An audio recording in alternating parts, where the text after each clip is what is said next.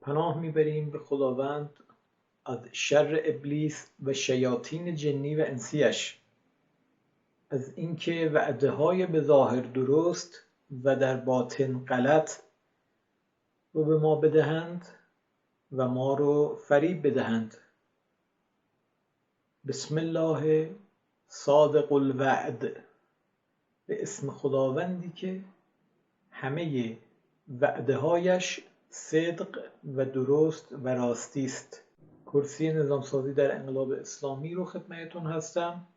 مبحث این جلسه التقاط در نظامسازی است. یک نظامساز انقلاب اسلامی باید بدونه کی داره التقاطی فکر میکنه.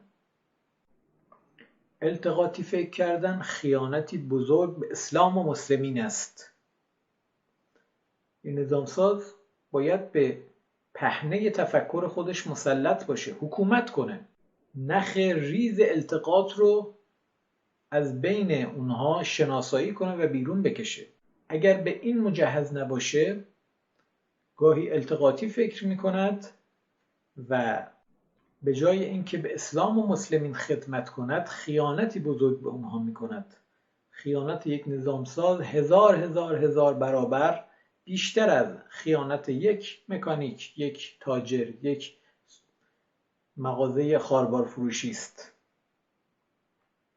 چون تصمیماتی که یک نظامساز اتخاذ میکند بعداً تصمیمات میلیون‌ها و بلکه میلیاردها نفر خواهد شد. بقیه مجبورن از این اتوبانی که طراح اتوبان اولین بار اون مسیر رو طراحی کرده بروند. اختیار ندارند که از مسیر دیگری بروند. کل هزینه‌ها، سرمایه‌گذاری‌ها، کارهایی که انجام شده بر اساس طرح‌ها و نقشه‌های اولیه مهندس اولیه است. نظامساز در حکومت یک همچین نقشی داره. بسیار باید ریزبین باشه به تصمیمات و تفکراتش و گرد التقاط رو بلافاصله شناسایی کند و بزداید. خب شابلون‌های فهم ما: عالم خلق، عالم جعل. ما در عالم خلق التقاطی فکر کردن نداریم، اصلا معنی نداره. در علوم فنی و مهندسی ما کسی که التقاطی فکر بکنه نداریم. مثلا کسی که بیاید بگوید F مساوی است با mg، این فرمول غلط است. درستش این است که F مساوی است با 2mg. اگر کسی چون این حرفی بزند خودش را محکوم کرده است، چون در عالم واقع فرمول او کار نمی کند، جواب نمی دهد، جواب غلط می دهد، اشتباه است، باطل است، اصلا نمی تونه چون این ادعایی بکنه. در عالم خلق ما مشکلی به اسم التقاطی فکر کردن نداریم. هر قانون خداوند و سنت الهی که درست جواب داده شود و تکرار پذیر باشد و تجربه پذیر و آزمون پذیر باشد، درستی اون بر هر عاقلی و هر صاحب فکر و خردی مقبول است و اصلا دعوایی ما در این حوزه با هیچ کس نداریم. آن چیز که درست باشد در شرق و غرب و شمال و جنوب و وسط عالم درست است و درست جواب میدهد و ما هم تسلیم درستی ها هستیم، از اون استفاده میکنیم. این تکلیف عالم خلق و کل علوم مهندسی و فنی و تکنولوژی ها. اما در عالم جعل، عالمی که با اختیارات انسان ها سر و کار داره، مسئله پیچیده تره. ما تصمیمات و احکام سلطان ها رو داریم، فراعنه رو داریم، ما احکام خداوند رو داریم، ما پیام های انبیاء رو داریم. اینها اکثرا با هم دیگه در تضادند و بلکه با هم در جنگ هستند. کدوم یک از اینها درست است و کدوم یک نادرست است؟ اینجا محل التقاط است. اینجاست که ما دعوا داریم با همه مکاتب شرق و غرب و هر مکتبی که مخالف اسلام ناب محمدی است. خب ما در منطق توحیدی مکرر اعلام کردیم که دو قطب داریم، دو ستون داریم: ستون حق و گزاره های ستون حق و در مقابل هر گزاره ستون باطل و گزاره های ستون باطل. اولی منشأش و منبعش خداوند است و همه درستی ها و صداقت ها و امانت ها و ایمان ها قائم به اوست. دومی متکثر است و منبعش شر و الهامات شیطانی است و هر آنچه که با درستی و خوبی در تضاد باشد از اون منشأ صادر می شود. و حالا نفاق به موردی گفته می شود که شما از در ظاهر یک گزینه حق رو مطرح می کنید، اما در باطن جهتگیری و نیتتون گزاره باطل است. مثال الا ماشاءالله قابل زدن است، اما فهمش یک کمی پیچیده است. یک کم عمق نگری میخواد. یک کم از به اصطلاح عوام از نوک دماغ، از نوک بینی جلوتر رو باید ببینیم. نفاق یعنی گزاره هایی که خداوند در ستون حق اونها رو جعل کرده، اونها رو در مسیر شیطان و گزاره های باطل استفاده بکنیم. خب خیلی خلاصش یعنی اینکه ظاهر دیندار، ظاهر متدین، ظاهر لباس دین بر تن، عمامه بر سر، محاسن سفید، ظاهر اینگونه باشد، اما در باطن سیاست‌های ابلیسی اجرا شود که الا ماشاءالله خودتون میتونید مثالهاش رو پیدا بکنید. کلونل همفر انگلیسی، مأمور از وزارت مستعمرات انگلیس، برای از هم پاشوندن عثمانی، امپراتوری عثمانی، رفت در حوزه‌های علمیه و یک جوان ساده‌لوح، عبدالوهاب، محمد عبدالوهاب رو پیدا کرد، شناسایی کرد، روش کار کرد، با ظاهر دین اون رو پروروندش و یک مکتب فکری انحرافی از دل اسلام در آورد و امروز بلای جان اسلام شده است، مکتب سلفی وهابیگری. این یعنی التقاط، یعنی التقاطی فکر کردن. نفاق بینداز و حکومت کن. سیاست ثابت حکومت شیطان در پایتخت زمینیش انگلستان و مستعمراتش. یک مدل از التقاطی فکر کردن اینه. یه مدل از التقاطی فکر کردن اینجوریه که به شما میگن ببین غرب چقدر خودروهای زیبایی دارد، چه خانه‌های لوکس و زیبایی دارد، چه خیابان‌های پاک و زیبایی دارد. خب چطور به اینها رسیده اند؟ به خاطر اینکه تسلیس قوا رو پذیرفته اند، به خاطر اینکه دین رو از دین مسیحیت رو از سیاستشون جدا کردن و باقی مزخرفاتی که میگویند. خب این کجاش التقاطه؟ این که شما یک گزاره عالم خلق رو میگیرید و یک گزاره عالم جعل رو باهاش میخواید ثابت بکنید. اون گزاره‌ای که اتفاقا شیطانی و ابلیسی است. خود رو ساختن مراحلی داره، فرایندی داره. دیگه از موشک ساختن سخت‌تر نیست. ما وقتی موشک ساختیم یعنی میتونیم هواپیما بسازیم، قطار بسازیم، خودرو بسازیم. همه انواع تکنولوژی ها ذیل تکنولوژی موشک ساختن است. در عین اینکه ما جهت گزاره هامون و انتخاب هامون در عالم جعل خدایی است، ما به بزرگترین دانش‌ها و فناوری های عالم خلق هم رسیدیم. اینکه عده‌ای بیایند و بگویند مظاهر عالم خلق و تکنولوژی ها دلیلش این است که تسلیس قوا وجود دارد، این التقاط محض است. نظام ساز انقلاب اسلامی اگر در این دام بیفتد و ذهنش آمادگی این رو نداشته باشد که این تفکیک رو ایجاد بکند، فریب میخورد و مصیبتی که درست میکند از مصیبت مراجع تقلید منحرف بیشتر است. قواعد و قوانین عالم خلق کلاً با عالم جعل جداست. بله ما از قوانین عالم خلق به عنوان آیت‌هایی برای رسیدن به تصمیم درست در عالم جعل استفاده میکنیم، اما در خود عالم خلق قوانینش رو نمیتونیم در عالم جعل ازش استفاده بکنیم که مهمترینش منطق فادی و حد وسط ارسطویی در عالم خلق فقط جواب میده. اگر آوردیمش در عالم جعل به ما جوابهای اشتباهی میده.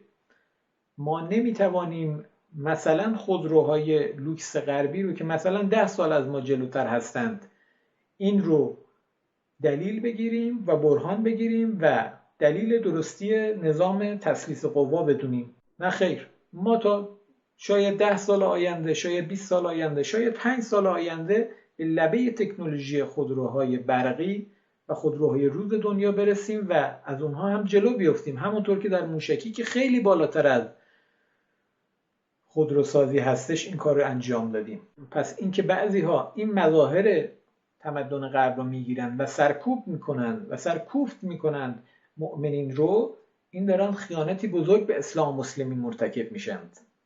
کما اینکه چین کمونیست و خیلی از پادشاهی ها اینها هم خودروسازی دارن و دارن خودرو تولید میکنن. دلیلی نمیشه که شما خودروسازی رو محور بگیرید و باهاش بخواید نظام سیاسی شیطانی و ابلیسی رو حقن کنید به دیگر ملت ها. نظام ساز انقلاب اسلامی باید فیلتراش قوی عمل بکنه تا افرادی به عنوان مشاور، به عنوان استاد دانشگاه، به عنوان دکتر فلان و فلان خواستن از این دام ها برای شما پهن بکنن، اینطوری فریبتون بدن، شما چیکار میکنید؟ میگید این 60 رو بگیر تا بقیهش. فریب نمیخورید، محکم در موضع خودتون وای میسید که همون منطق توحیدی و معرفت توحیدی هستش و یک قدم هم عقب نمیشینید. دوتایی هایی که یکی از اونها کار خداست، ستون حق و باید اقامه شود، و در مقابلش گزاره هایی که باید به اونها کافر شد و اونها رو کنار زد و خیلی محکم بهشون میگید که ما چند سال دیگه خیلی بهتر از این تکنولوژی هایی که اونها دارن رو میسازیم. کما اینکه امروز در پهپاد التماس میکنن تا مواردی از اون رو از ما بخرند. در همه حوزه های دیگه این اتفاق میافتد.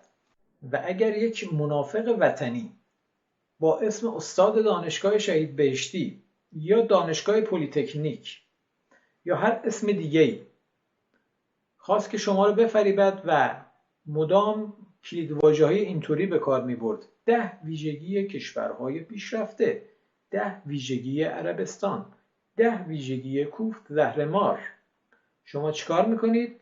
میگید بیا این 60 رو بگیر تا بقیهش. محکم بر موضع خودتون میستید و قبول نمیکنید، پس میزنید این حرف ها رو. گاردتون محکمه، اون میخواد ضربهشو بزنه، اون عمله شیطان است و باید ضربات خودشون رو بزند. ما این که باید گاردمون رو محکم ببندیم و اجازه نفوذ اون کلمات و تاثیرگذاریش رو در نظام معرفت ذهنیمون بهش ندیم. محکم. و اصلا مناسبات عالم خلق و تکنولوژی ها اینا دست خداست. خدا خودش میگردونه بین امتهای مختلف تا ببینه که عملکرد هر کدوم چیه، کدومشون به حق حکم میکنه و در جهت مصالح عامه بشریت از اون استفاده میکنه، کدومشون در جهت باطل ازش استفاده میکنه. ما در عالم خلق دعوایی با کسی نداریم، اجازه نمیدیم کسی ما رو بفریبد با اون، بخواد با یک خودرو زیبا نظام معرفت توحیدی ما رو دچار زلزله کنه، دچار وحشت بکنه، دچار عقبگرد بکنه. اصلا ما نظام معرفت توحیدی رو محکم نگه داشتیم، ازش دفاع میکنیم، خودمون رو با اون متوسل شدیم، متمسک شدیم و مناسبات عالم خلق رو هم انشاءالله یکی بعد از دیگری فتح خواهیم کرد. پس یه نوع التقاط در نظر اینه. حالا یه التقاط در عمل. گفتیم در عالم جل 2 ستون داریم: ستون حق، ستون باطل، درستی ها و غلط ها، صدق و کذب. حالا اگر یه کشوری اومد گفتش که صدق خیلی خوبه، راستی، درستی خیلی خوبه، صلح و آشتی کردن خیلی خوبه، ولی بلند شد بمب اتم زد بر کشور دشمن خودش، چند صد هزار نفر رو کشت و فلج کرد و دچار بیماری کرد و ستون فقرات اون جامعه رو از هم پاشوند. 70 ساله که همه کشورهای جهان زیر سایه نحس جنگ‌های اتمی دارن شب و صبح میکنند. به این میگن التقاط، به این میگن دروغ و نفاق. کاری که آمریکا کرد نه تنها خیانتی بزرگ به اسلام و مسلمین، بلکه جنایتی بزرگ به بشریت بود. خب یکی از استراتژی‌های شیطان رو بشناسیم. شیطان استاده که شما رو به التقاط بندازه. چطوری؟ مثال آدم و حوا رو براتون میزنم. خب ملک ملک بودن، پادشاهی، حکومت، اینا چیزای خوبیه. حکومت به حق البته. جاودانگی، این میل به جاودانگی، اینا امیال خوبی هن. شیطان اومد آدم و حوا رو اینطور فریفت که خداوند نمیخواد شما ملک بشید، خداوند نمیخواد شما جاودانه بشید. در ظاهر ملک و جاودانگی چیزای خوبی هن. اما جهتی که شیطان از این استفاده کرد جهت منفی و غلطی بود. دروغ گفت. خدا که انسان رو اشرف مخلوقاتش قرار داد و به خودش تبریک گفت و او را خلیفه خودش قرار داد، نمیخواد ملک و جاوید بشه؟ کاری که شیطان کرد آدم و حوا رو به التقاط کشوند و همین التقاطی فکر کردن باعث اشتباه آدم و حوا شد و هبوط اتفاق افتاد. و حالا تمدن غرب یه ایلیاد و اودیسه‌ای درست کرد، از این اسطوره ها در اون پر کرد، پرومته‌ای تعریف کرد و گفت که این یکی از خدایان هستش که آتش رو از زئوس دزدید، آتش آگاهی، آتش دانایی، اون رو به انسان داد و باقی چرت و پرتایی که میگن. اینطور برای مقام ابلیس تشخص و جایگاه متعالی تعریف کردند و اون رو ستایش میکنند و خدا رو تقبیح میکنند که خدا نمیخواست انسان آگاه بشه. انسان، خب همه اینها مزخرفه و همه اینها رده. کسی که یک بار قرآن رو همینطور روخونی کرده باشه پر است از مفاهیم علم، حکمت، تبلیغ، تبیین. خدایی که بزرگترین معجزه بزرگترین پیامبرش رو قرآن کریم قرار داد ضد علم باشه، ضد دانایی باشه؟ پس شیطان منافقانه عمل کرد و این نفاقش به خاطر التقاطی فکر کردن بود. استراتژی ابلیس چطوریه؟ میاد گزاره هایی رو از ستون حق انتخاب میکنه، اون رو در ویترین و ظاهر و نمایش خودش میگذاره و بعد در باطن یک هدف و یک گزاره ابلیسی و باطل رو میچپونه. یعنی در زرورق یک گزاره حق یک عمل خبیث و باطلی رو به خورد افکار عمومی و مردم و پیروانش و دشمنانش که مسلمان‌ها و مؤمنان به خدا باشند میندازه. ابلیس کارش التقاطی فکر کردنه و اینکه مردم رو و انسان‌ها رو به این نوع فکر کردن ترغیب و تشویق کنن. نظامساز نباید در دام شیطان بیفته. هدف شیطان نابودی آدم و حوا بود. عدو مبین آدم و حوا بود. هدف شیطان کل انداختن با خداست. هدف شیطان فقط این است که انسان رو به زیر بکشه و به بندگی خودش بکشه. پس نظامساز انقلاب اسلامی باید کیس باشه، زیرک باشه. تا یه عده اومدن گفتن که آمریکایی‌ها خیلی خوبند، امضاشون برای ما سنده، ما باید مثل اونها بشیم. شما بلافاصله فیلتراتون عمل میکنند، بهشون میگید این 60 رو بگیر تا بقیهش. ما گوشمون رو به خمینی کبیر اجاره دادیم، هرچی اون بگه، هرچی تو قرآن و روایات صحیح اهل بیت هستش، ما اختیار و عنان زندگیمون رو به اینها دادیم و تمام. آمریکا استکبار جهانی است، آمریکا الفساد قرن است، آمریکا جانی بالفطره است، آمریکا شیطان بالذات است. ما فریب نمیخوریم. هدف همه التقاطگران چیه؟ فریب دادن ما. ما شاخکامون تیزه، منطق توحیدی رو محکم تو دستمون نگه داشتیم، هر چی بگن با این مطابقت میدیم. اگر در گزاره های ستون باطل بود محوش میکنیم و گزاره های ستون حق اون رو اقامه میکنیم. خب یه مثال امروزی میزنم. در حکومت امروز جمهوری اسلامی دو گروه عمده هستند که ادعای حکومت رو دارند: پوزیسیون و اپوزیسیون، کسایی که در قدرتن و کسایی که مخالف اونها در قدرتن. یک دو قطبی ساخته شده. یک گروه اسم خودشون رو اصلاح طلب گذاشتن که باطنشون رفرمیست و لیبرال هستند، یک گروه هم در مقابل خودشون رو یک زمانی مثلا اصولگرا تعریف کردند، یک زمانی انقلابی تعریف میکنند و حالا انواع اقسامی که هست. حالا این گروهی که خودشون رو اصلاح طلب معرفی میکنند، اولا اصلاح در گزاره ستون حق هستش، از صلح میاد، مقابلش فساد هستش، افساد. کسی که اصلاح طلب است افساد طلب نیست. مؤمن باید اصلاح طلب باشد و افساد طلب نباشد و بلکه دشمن افساد طلبی باشد. پس این که کسانی و گروهی این کلمه رو مصادره به نفس بکنن از اساس غلط است. این کلمه جایگاه قرآنی خودش رو در نظام معرفت توحیدی داره و خدشه‌پذیر هم نیست.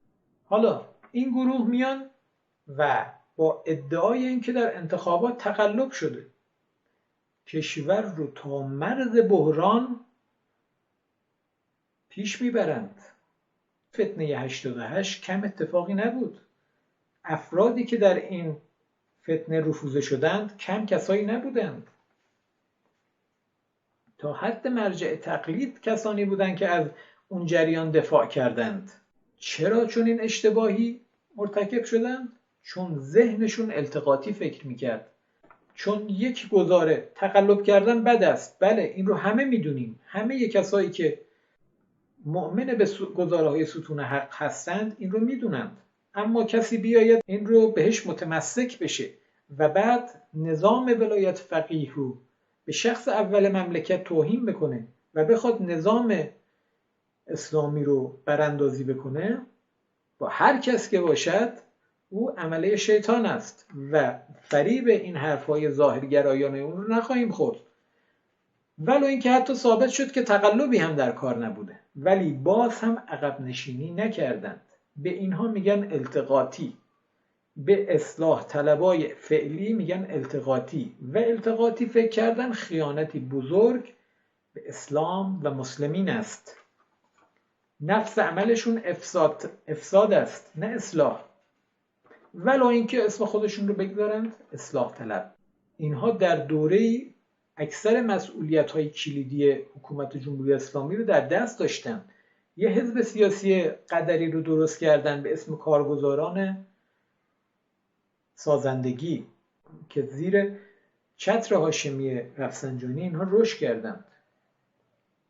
امروز بزرگترین کارتل‌ها، بزرگترین انحصارگران بازارهای اقتصادی و بازارهای تجاری، بزرگترین بانکدارهای خصوصی، همه اینها زیر بلیت این جماعت و این دار و دسته این حزب دارن امرار معاش میکنن و جلو میرند.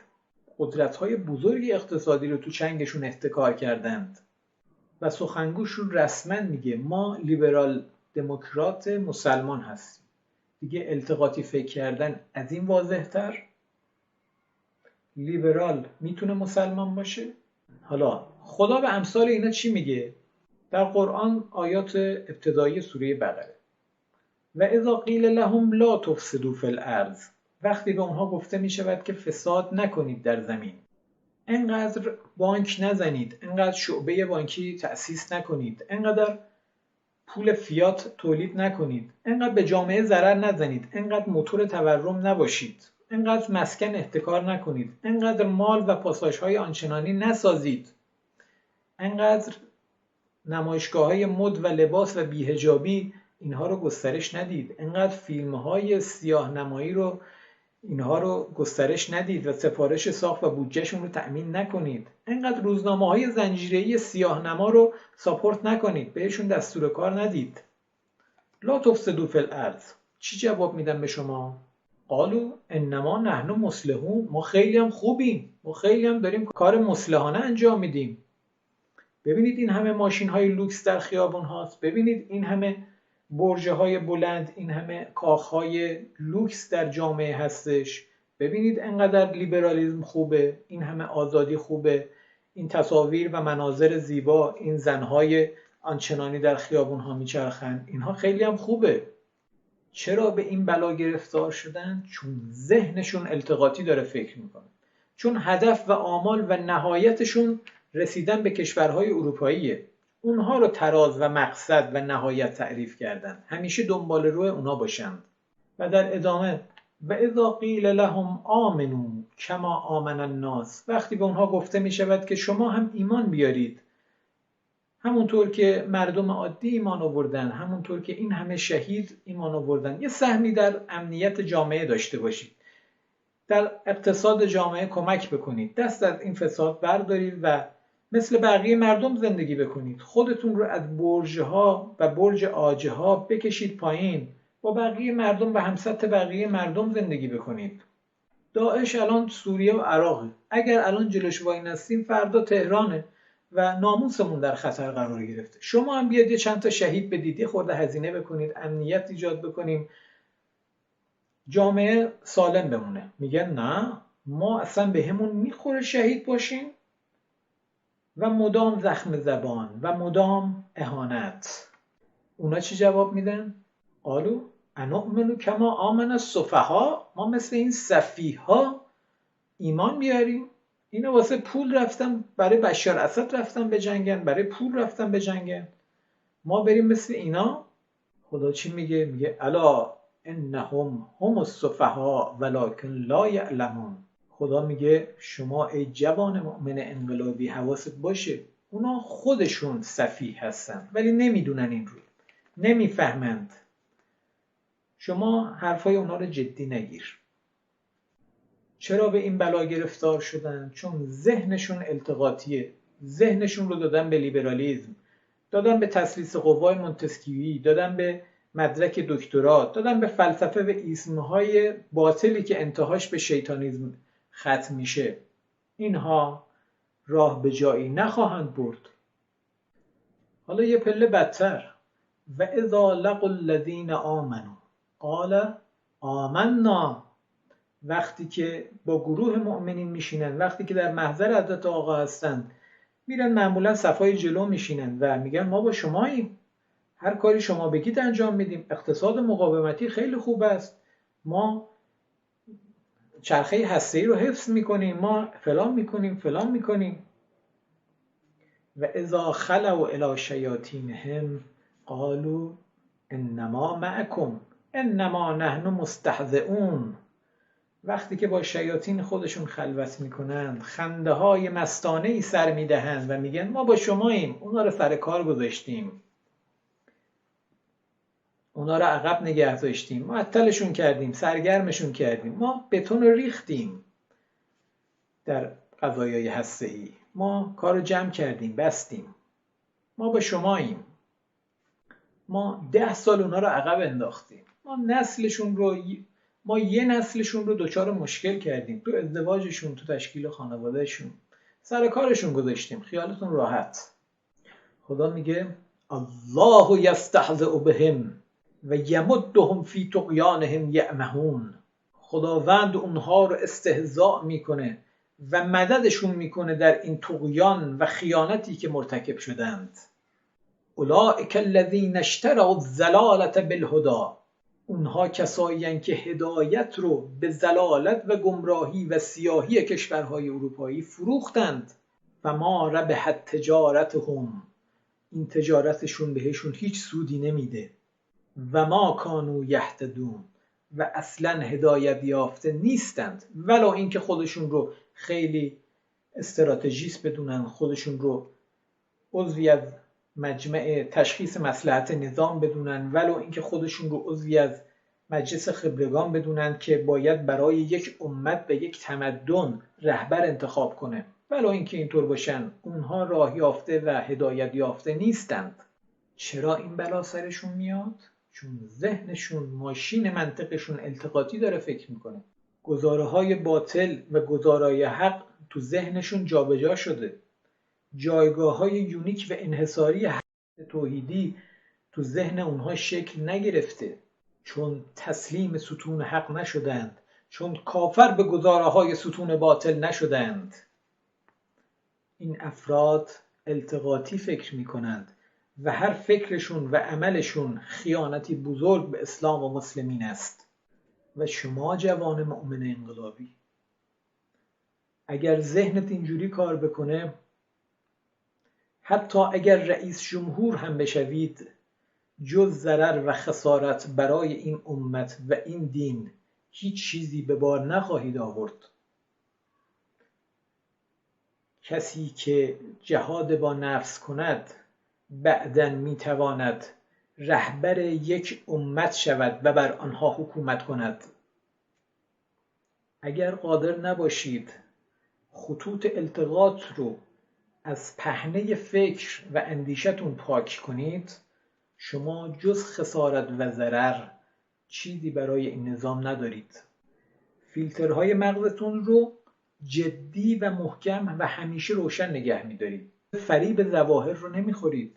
هر کس با ظاهر و شیخ و هیئت حتی مرجع تقلیدی به شما نزدیک شد و گفت من نوه دختری فلانی هستم، یک عمامه سنگین سیاه روی سرش گذاشت، یک محاسن سفید نورانی، و بعد گفتش که مگر حضرت محمد کارل مارکس است که نظریه اقتصادی و نظام اقتصادی داشته باشد. محکم مشتتون رو گره میکنید، هر جا دیدیدش میزنید زیر چونش تا اون چونه و اون فک جرأت بیان این کلمات نفاق افکن و التقاطی رو نداشته باشه.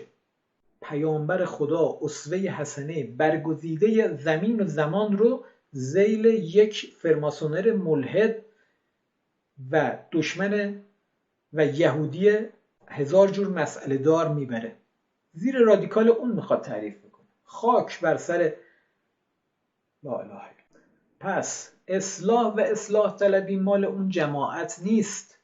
اونها همون لیبرال دموکرات هستند. حق ندارند کلمات معرفت توحیدی رو، کلماتی که مال ما هستش رو از ما مصادره کنند. ما این کلمات رو از اونها میگیریم. ما اصلاح طلبیم. اگر خرافش هست بیایید به ما ثابت کنید. شوخی نداریم. اصلاح طلبی یعنی در کشیدن بارهای جامعه در این امانت سنگین اول و پیشقدم باشید و در استفاده از مواهب و بهره‌مندی‌های جامعه آخر از همه اگر چیزی موند تهش شما هم یه تکه بردارید. نه اینکه برج‌ها و قصرهای آنچنانی بسازید که قصر شاه پیشش لنگ بندازه. نه اینکه کلکسیونی از خودروهای روز و دستساز اروپایی رو برای خودتون انبار بکنید، میلیاردها ثروت در خارج از کشور ببرید. اینها اسمش اصلاح طلبی نیست. محور بحث تو مشتتون باشه، از بحث دور نشید. هرچی ما میگیم حول این محور بررسیش بکنید. التقاط در نظام سازی. میخوایم یک فیلتر محکم جلوی مسیر تفکراتمون قرار بدیم تا بتونه این نخهای انحرافی رو از همدیگه باز کنه. هرچی اضافیه رو بریزه دور. لب مطلب، اصل مطلب، حقیقت مطلب اون رو بگیره و روش پردازش انجام بده و به تصمیم برسه. همین چند جمله یک عمر کار میخواد. خدایا ما رو به صفات ستون حق مجهز کن. ما رو مسلمان و مؤمن بمیران. خدایا ننگ التقاطی فکر کردن رو از فکر و زبان و عمل ما دور کن. خدایا ما رو آنی به خودمون رها نکن که در دام التقاط بیفتیم. در امان خدا.